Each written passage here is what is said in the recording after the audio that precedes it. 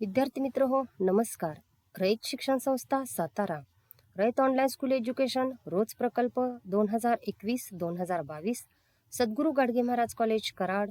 विषय चिटणीसाची कार्यपद्धती. इयत्ता 11वी वाणिज्य. मार्गदर्शक प्राचार्य डॉक्टर मोहन राजमाने. विषय शिक्षक प्राध्यापक सौ तुपे, AP. घटक कंपनीचे संचालक व मुख्य व्यवस्थापकीय कर्मचारी. उपघटक मुख्य व्यवस्थापकीय कर्मचारी, कंपनी चिटणीस. प्रस्तावना. कंपनी ही कृत्रिम व्यक्ती असून तिचे मालक भागधारक असतात, परंतु भागधारक कंपनीचे व्यवस्थापन स्वतः पाहत नाहीत. ते कंपनीचे व्यवस्थापन पाहण्यासाठी संचालकांची नियुक्ती करतात. संचालक हे भागधारकांचे प्रतिनिधी असतात. ते कंपनीचा दैनंदिन कामकाज पाहतात. विद्यार्थ्यांनो, तुम्हाला माहिती आहे की कंपनी ही कायद्याने निर्माण केलेली कृत्रिम व्यक्ती आहे. कंपनीची स्थापना करण्यासाठी कंपनी कायदा 2013 मधील सर्व तरतुदींचे पालन करावे लागते. या सर्व तरतुदींचे पालन केल्यानंतर कंपनी अस्तित्वात येते, परंतु तिला मानवाप्रमाणे बाह्य अंग नसते. म्हणजेच तिला तिचे कामकाज पाहण्यासाठी व्यवस्थापकांची, नोकरांची नेमणूक करावी लागते. हे व्यवस्थापन कंपनीचे संचालक पाहत असतात.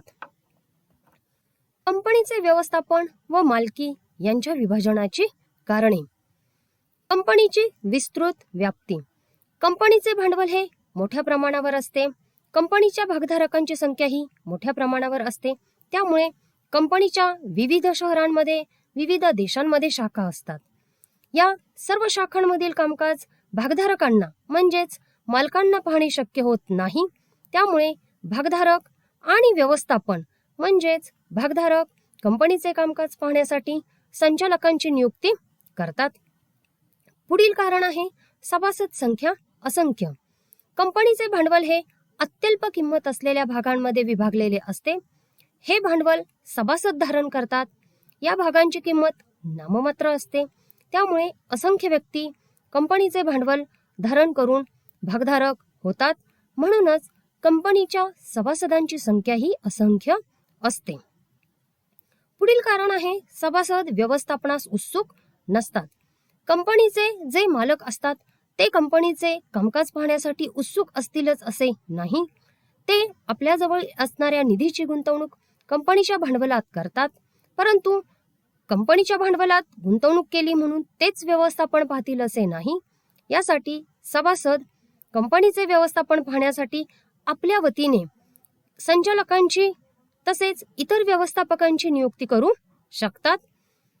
सभासद पात्रता व क्षमता याबाबत असमर्थ असतात.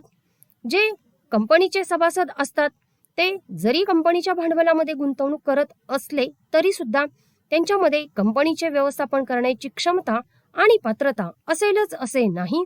कारण कंपनीचा व्याप हा विस्तृत प्रमाणावर असतो. कंपनीचे कामकाज हे मोठ्या प्रमाणावर असते. त्यामुळे सभासदांना कंपनीचे कामकाज पाहण्यासाठी आवश्यक असणारी सर्व पात्रता किंवा सर्व विभागांचे कामकाज पार पाडण्यासाठी आवश्यक असणारी सर्व क्षमता असेलच असे नाही. यामुळे ते कंपनीच्या विविध विभागांचे कामकाज पाहण्यासाठी वेगवेगळ्या पात्रता धारण करणाऱ्या म्हणजेच वेगवेगळ्या शैक्षणिक पात्रता असणाऱ्या व्यक्तींची नियुक्ती करत असतात. या सर्व कारणामुळे कंपनीचे व्यवस्थापन आणि कंपनीची मालकी यांच्यामध्ये विभाजन असल्याचे आपणास दिसून येते. कंपनी व्यवस्थापनाचा क्रम. सर्वप्रथम या क्रमामध्ये भागधारक येतात, जे कंपनीचे भांडवल धारण करतात, कंपनीचे मालक असतात. त्यानंतर संचालक मंडळ. भागधारक आपल्या वतीने कंपनीचे कामकाज पाहण्यासाठी प्रतिनिधींची नियुक्ती करतात. यांना संचालक मंडळ असे म्हटले जाते. यानंतर संचालक मंडळ व्यवस्थापकीय मंडळाची नियुक्ती करते. या व्यवस्थापकीय मंडळामध्ये CFO चीफ फायनान्शियल ऑफिसर, ज्याच्याकडे लेखा समूह याचे कामकाज सोपवलेले असते. COO चीफ ऑपरेटिंग ऑफिसर, याच्याकडे वेगवेगळ्या प्रादेशिक समूहाचे कामकाज सोपवलेले असते. CLO चीफ लॉ ऑफिसर, ज्याच्याकडे कंपनीची कायदाविषयक कामे सोपवलेली असतात. CTO चीफ टेक्निकल ऑफिसर कंपनीबाबत जी काही तांत्रिक माहिती आहे, जे काही तांत्रिक कामकाज आहे ते कामकाज पाहण्यासाठी यांची नियुक्ती केली जाते. पुढील व्यवस्थापकीय मंडळामध्ये समावेश होतो CMO, चीफ मार्केटिंग ऑफिसर. कंपनीने जे काही उत्पादन तयार केलेले आहे ते विक्री करण्याचे कामकाज या समूहाकडे म्हणजेच विपणन समूहाकडे सोपवलेले असते. CS म्हणजेच कंपनी सेक्रेटरी, ज्याला कंपनी चिटणीस असे म्हटले जाते. आणि आज आपण या लेक्चरमध्ये कंपनी चिटणीस याचाच अभ्यास करणार आहोत. म्हणजेच कंपनी व्यवस्थापनामधील चिटणीस, कंपनी चिटणीस हा एक महत्त्वाचा घटक आहे, ज्याच्यावर कंपनीमधील महत्त्वाची जबाबदारी सोपवलेली असते. सर्वप्रथम आपण कंपनी चिटणीस या संकल्पनेचा अर्थ पाहणार आहोत. व्याख्या: कंपनी कायदा 2013 कलम 3 उपकलम 24 नुसार कंपनी चिटणीसाची व्याख्या ही पुढील प्रमाणे केलेली आहे. 1. कंपनी चिटणीसाची जी कार्ये असतात अशा कामांसाठी कंपनी चिटणीस नियुक्त केला जातो. म्हणजेच या व्याख्येचा अर्थ पुढील प्रमाणे नमूद करता येईल. कंपनी चिटणीस कंपनीमधील पत्रव्यवहार सांभाळत असतो, कंपनीच्या सभांचे आयोजन करत असतो, वेगवेगळ्या सभासदांना सभेची सूचना पाठवणे, कार्यक्रम पत्रिका पाठवणे, इतिवृत्त तयार करणे या सर्व कामांसाठी आणि कंपनी कायद्याने अजूनही कार्य सांगितलेले आहेत. ही सर्व कार्य करण्यासाठी कंपनी चिटणीसाची नियुक्ती ही केली जाते. दुसरी व्याख्या आहे 2. अशी व्यक्ती ICSI चा सभासद असली पाहिजे. म्हणजेच institute of company secretaries of India या संस्थेचा सभासद असली पाहिजे. म्हणजेच चिटणीसाची जी पात्रता कंपनी कायद्याने सांगितलेली आहे ती पात्रता धारण केलेली व्यक्तीच कंपनीचा चिटणीस म्हणून नियुक्त केली जाते. पूर्णवेळ चिटणीसाची नियुक्ती ही खालील कंपनींसाठी अनिवार्य आहे. सूचीबद्ध कंपनी म्हणजेच ज्या कंपनीचे नाव हे कंपनीच्या लिस्टमध्ये आहे अशा कंपन्यांनी पूर्णवेळ कंपनी चिटणीसाची नियुक्ती करणे आवश्यक आहे. ज्या कंपनीचे वसूल भागभांडवल 5 कोटी किंवा त्यापेक्षा जास्त आहे त्याही कंपनीने कंपनी चिटणीसाची नियुक्ती करणे अनिवार्य आहे. म्हणजेच ज्या कंपनीचे भांडवल 5 कोटीपेक्षा कमी असेल त्या कंपनीने कंपनी चिटणीसाची नियुक्ती केली नाही तरी सुद्धा चालू शकते. त्याचप्रमाणे कंपनीचे संचालक मंडळ पूर्णवेळ चिटणीसाची नियुक्ती ठराव करून मंजूर करते. कंपनी चिटणीसाच्या नियुक्तीच्या अटी व नियम हे संचालक मंडळ ठरवत असते. म्हणजेच पुढील जो मुद्दा आहे कंपनी चिटणीसाची कर्तव्ये, ही कर्तव्ये कंपनीचे संचालक मंडळ चिटणीसांना सांगत असते. त्याप्रमाणे कंपनी चिटणीसाने आपले कर्तव्य पूर्ण करणे अनिवार्य आहे. ही कर्तव्ये 2 भागांमध्ये विभागली गेलेली आहेत. वैधानिक कर्तव्य आणि सामान्य कर्तव्य. यापैकी वैधानिक कर्तव्य हा मुद्दा आपण या ठिकाणी अभ्यासणार आहोत. वैधानिक कर्तव्य: सभांचे आयोजन करणे. कंपनीला कंपनी कायदा 2013 नुसार विविध सभा आयोजित कराव्या लागतात, ज्यामध्ये नियामक सभा असेल, विशेष प्रसंगी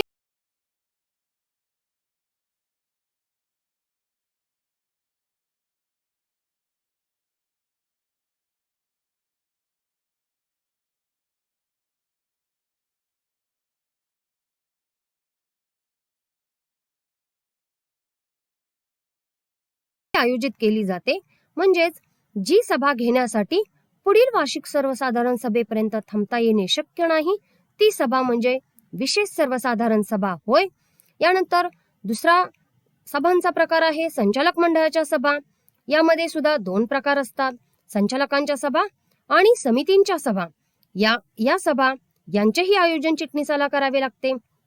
या सर्व सभांचे आयोजन करणे हे चिटणीसाचे वैधानिक कर्तव्य आहे. या सभा आयोजित करताना कायद्याने सांगितलेल्या सर्व तरतुदींचे पालन करणे ही जबाबदारी चिटणीसाची आहे. जर या तरतुदींपैकी एखादी जरी तरतूद पूर्ण केली गेली नाही तर ती सभा अवैध म्हणजेच बेकायदेशीर ठरते. यासाठी ही सभा योग्य रीतीने आयोजन करण्याची जबाबदारी चिटणीसाची आहे. त्यानंतर आहे इतिवृत्त तयार करणे. कंपनीच्या सभा झाल्यानंतर त्या सभेमध्ये झालेला सर्व वृत्तांत चिटणीसाला लिहून ठेवावा लागतो. सभेत पार पडलेल्या कामकाजाची लिखित माहिती म्हणजे इतिवृत्त होय. हे इतिवृत्त कंपनी कायद्याने सांगितल्याप्रमाणे चिटणीसाला विहित नमुन्यात तयार करून घ्यावे लागते. हेही चिटणीसाचे वैधानिक कर्तव्य आहे. त्यानंतर आहे कंपनीचा पत्रव्यवहार सांभाळणे. कंपनीच्या संबंधित सर्व पत्रव्यवहार यामध्ये आवक पत्रव्यवहार, जावक पत्रव्यवहार हा पत्रव्यवहार कंपनी चिटणीसाला सांभाळावा लागतो. कंपनी नियामक अधिकाऱ्याशी करावा लागणारा पत्रव्यवहार, कंपनी MCAशी करावा लागणारा पत्रव्यवहार, त्यानंतर संचालकांशी करावा लागणारा पत्रव्यवहार, भागधारकांच्या बरोबर करावा लागणारा पत्रव्यवहार, काही ग्राहक असतील त्या ग्राहकांसोबत करावा लागणारा पत्रव्यवहार, हा सर्व पत्रव्यवहार सांभाळण्याची जबाबदारी ही कंपनी चिटणीसाची असते. हा सर्व पत्रव्यवहार कायद्याच्या दृष्टीने योग्य कसा होईल हे पाहण्याची जबाबदारी कंपनी चिटणीसाची असते. हा पत्रव्यवहार पूर्ण करताना चिटणीसाला स्पष्टता, व्यवहार्यता, अचूकता याही बाबींकडे लक्ष द्यावे लागते. कारण पत्रव्यवहार करताना झालेली कोणतीही लहानशी चूक खूप मोठ्या प्रमाणामध्ये कंपनीला नुकसानकारक ठरू शकते. त्यानंतर पुढचं वैधानिक कर्तव्य आहे सभेची सूचना पाठवणे. याचबरोबर या सूचनेबरोबर परिपत्रके, त्यानंतर संबंधित अहवाल हेही पाठवण्याची जबाबदारी कंपनी चिटणीसाची आहे. ही सूचना पाठवताना कंपनी कायद्याने सांगितलेल्या सर्व तरतुदींचे पालन चिटणीसाला करावे लागते. म्हणजेच ती सूचना सर्व संबंधितांना सभेपूर्वी किमान 21 दिवस अगोदर मिळाली पाहिजे याची तजवीज कंपनी चिटणीसाला करावी लागते. यानंतर ही सूचना फक्त लिखितच मार्गाने पाठवावी असेही नाही, तर ही सूचना लिखित मार्गाने पाठवण्याबरोबरच एखाद्या वृत्तपत्रामध्ये सुद्धा सभेची सूचना द्यावी लागते. तसेच आधुनिक जी माध्यमे आहेत ज्याच्या मार्फत सभेची सूचना देता येऊ शकते त्या मार्फत ही चिटणीसाने ही सभेची सूचना पाठवणे आवश्यक आहे. यामध्ये ईमेल असेल किंवा इतर मार्ग, याही मार्गाने ही सूचना पाठवण्याची जबाबदारी कंपनी चिटणीसाची असते. यानंतर पुढील वैधानिक कर्तव्य आहे विवरणपत्रे नोंदणी अधिकाऱ्याकडे पाठवणे. विविध नियामक पुस्तके तयार ठेवणे, त्यानंतर आवश्यक असणारे हिशोबाचे अहवाल असतील, वार्षिक विवरणपत्रे असतील, हे सर्व विवरणपत्रे नोंदणी अधिकाऱ्याकडे दिलेल्या मुदतीत पाठवण्याची जबाबदारी कंपनी चिटणीसाची आहे. सामान्य कर्तव्य. वैधानिक कर्तव्यांबरोबरच चिटणीसाला इतरही कर्तव्य करावी लागतात. कंपनीची व्याप्ती, व्यवसायाचे स्वरूप आणि कंपनी चिटणीस व कंपनीमधील करार यावर आधारित कंपनी चिटणीसाची सामान्य कर्तव्ये दिलेली मदत करणे.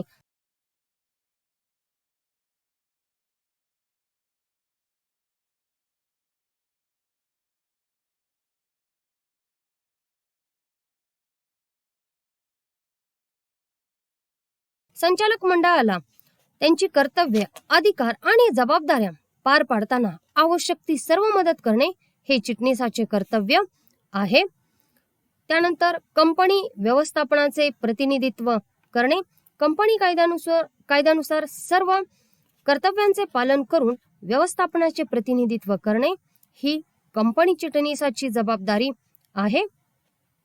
यासाठी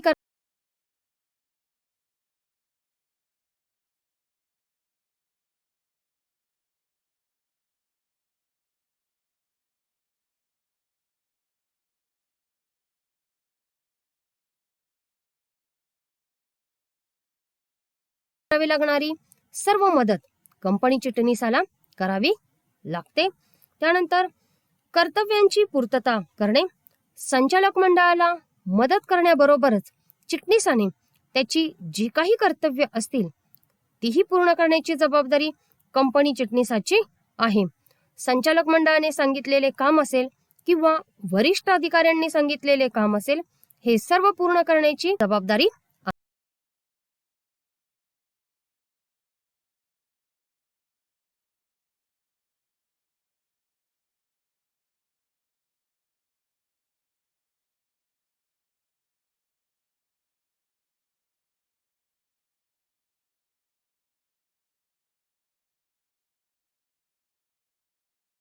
आहे.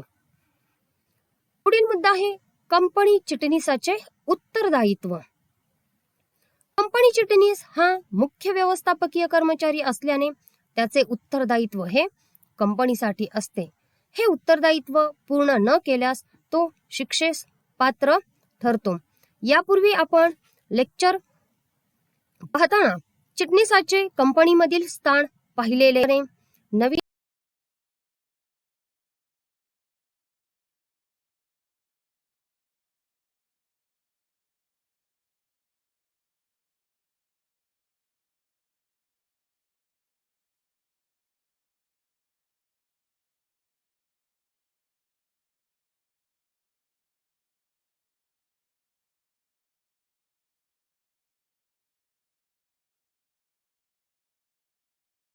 येणाऱ्या जबाबदाऱ्या पूर्ण करणे, यापैकी कोणतेही कर्तव्य पूर्ण करण्यात जर चिटणीसाने कसूर केली तर तो शिक्षेस पात्र असतो. चिटणीसाचे अधिकार. कंपनी चिटणीसाला हे अधिकार पुढील घटकांकडून मिळतात. कंपनी कायदा. कंपनी कायदा 2013 प्रमाणे चिटणीसाला काही अधिकार दिलेले आहेत. हे अधिकार चिटणीस आपल्या जबाबदाऱ्या पूर्ण करताना वापरू शकतो.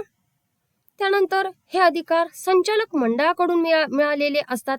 संचालक मंडळ चिटणीसाला त्याच्या जबाबदाऱ्या पूर्ण करण्यासाठी काही अधिकार देत असते. हे अधिकार चिटणीस आपले दैनंदिन कर्तव्य पार पडताना, दैनंदिन जबाबदाऱ्या पार पाडताना वापरू शकतो. भागधारक. भागधारक हे कंपनीचे मालक असतात. त्यामुळे ज्याप्रमाणे कंपनी कायदा चिटणीसाला काही अधिकार देतो, संचालक मंडळ चिटणीसाला काही अधिकार देतो, त्याचप्रमाणे भागधारक सुद्धा चिटणीसाला काही अधिकार देतात. याही अधिकारांचा वापर चिटणीस कंपनीची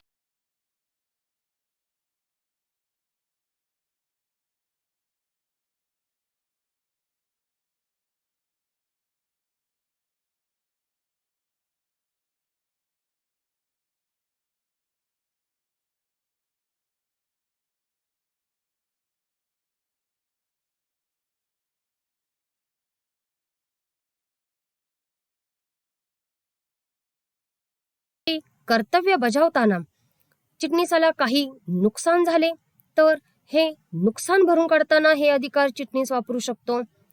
तसेच ज्या दस्तऐवजावर प्रमाणीकरण करण्याची आवश्यकता आहे त्यावर स्वाक्षरी करण्याचा अधिकार चिटणीसाला आहे. त्यानंतर कंपनीचा पगारी सेवक किंवा नोकर असल्यामुळे वेतन घेण्याचा अधिकार चिटणीसाला आहे. हे सर्व अधिकार चिटणीस कंपनी कायदा, भूमिका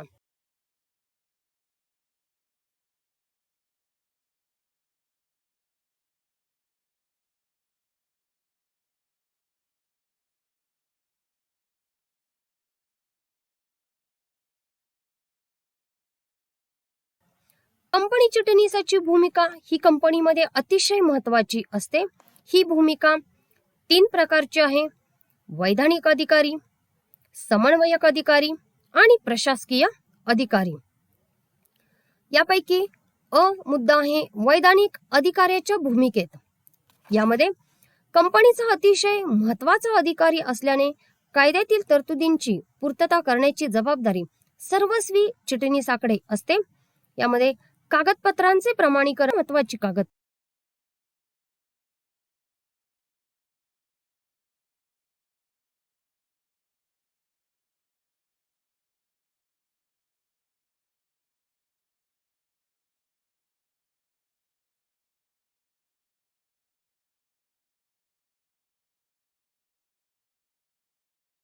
पत्रे जी कंपनी कायद्याप्रमाणे तयार करणे आवश्यक आहे. त्या कागदपत्रांवर चिटणीसाची सही असणे, स्वाक्षरी असणे आवश्यक आहे. एक कंपनीचा वैधानिक अधिकारी म्हणून चिटणीसाची ही भूमिका आहे. त्यानंतर वार्षिक विवरणपत्रे स्वाक्षरी करून नोंदणी अधिकाऱ्याकडे दाखल करणे. जी वार्षिक विवरणपत्रे म्हणजे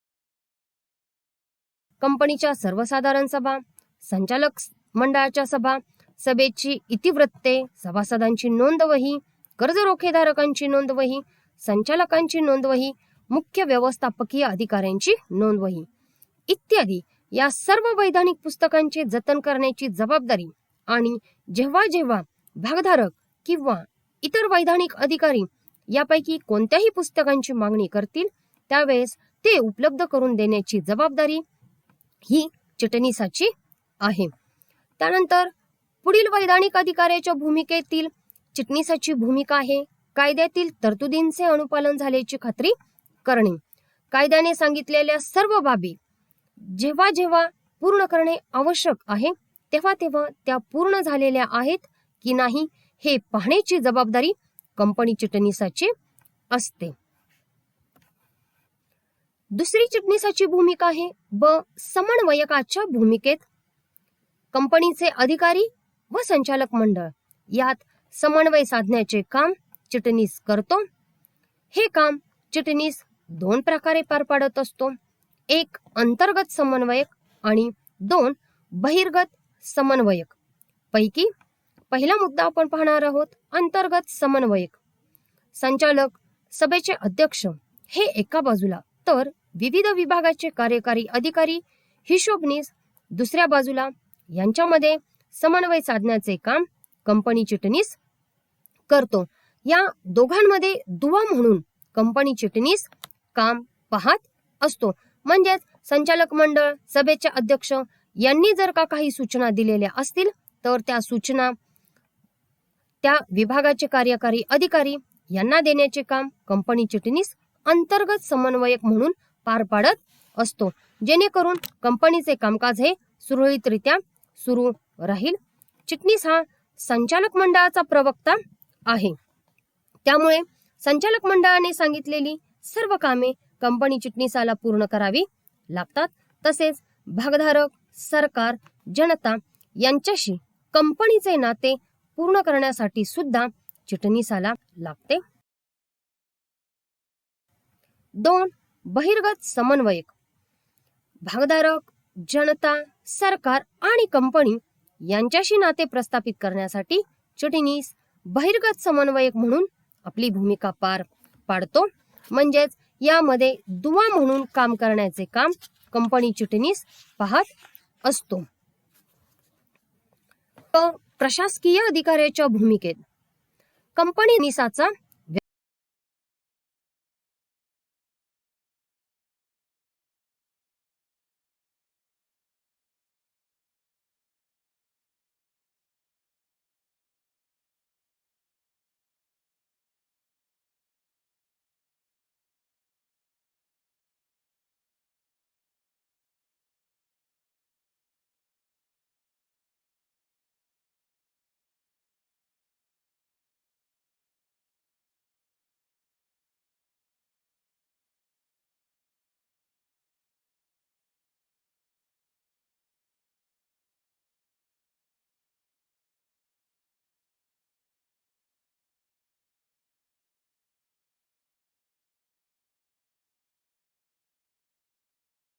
व्यवसाय करणारा. यापूर्वीच आपण पाहिलेले आहे की कंपनी चिटणीस हा संस्थात्मक साखळीतील महत्वाचा घटक आहे. त्यानुसार कंपनी चिटणीस हा कंपनीचा कर्मचारी आहे. आता आपण कंपनी चिटणीसाचा अभ्यास हा चिटणीसाचा व्यवसाय म्हणून करणार आहोत.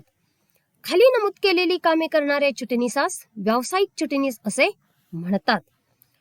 1. जो कंपनी चिटणीसाचा व्यवसाय चालवतो त्याला चिटणीसाचा व्यवसाय करणारा चिटणीस असे म्हणतात. 2. जो कंपनीचे प्रवर्तन, नोंदणी, कंपनीचे एकत्रीकरण यासाठी सेवा पुरवतो. कंपनीचे प्रवर्तन करताना प्रवर्तकांना जी जी मदत लागेल ती मदत जो चिटणीस करतो तो चिटणीस म्हणजे कंपनी चिटणीसाचा व्यवसाय करणारा चिटणीस होय. तसेच कंपनीची नोंदणी ही नोंदणी अधिकाऱ्याकडे करावी लागते. ही नोंदणी करताना करावे लागणाऱ्या सर्व जबाबदाऱ्या, कार्ये जो चिटणीस करतो त्याला कंपनी चिटणीसाचा व्यवसाय करणारा चिटणीस असे म्हणतात. त्याचप्रमाणे कंपनीचे एकत्रीकरण, जेव्हा 2 किंवा 2 पेक्षा अधिक कंपन्या बाजारातील फायद्याचा लाभ घेण्यासाठी एकत्रित येतात, त्यासाठी जी कार्ये करावी लागतात ती कार्ये जो चिटणीस करतो त्याला कंपनी चिटणीस कंपनी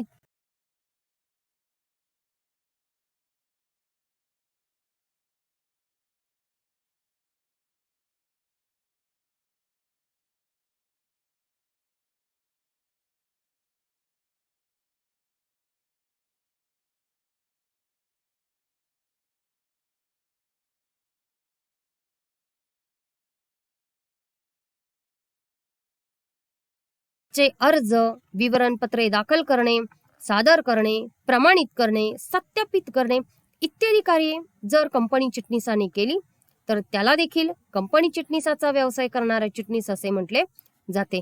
भाग हस्तांतर एजंट म्हणून कार्य, भाग खरेदी आणि विक्री करणारा मध्यस्थ म्हणून कार्य, प्रचलन गृह म्हणून कार्य इत्यादी कार्ये जर चिटणीसाकडून केली जात असतील तर त्याला कंपनी चिटणीसाचा व्यवसाय करणारा चिटणीस असे म्हटले जाते. स्वाध्याय: चिटणीसाची वैधानिक कर्तव्ये सांगा. धन्यवाद.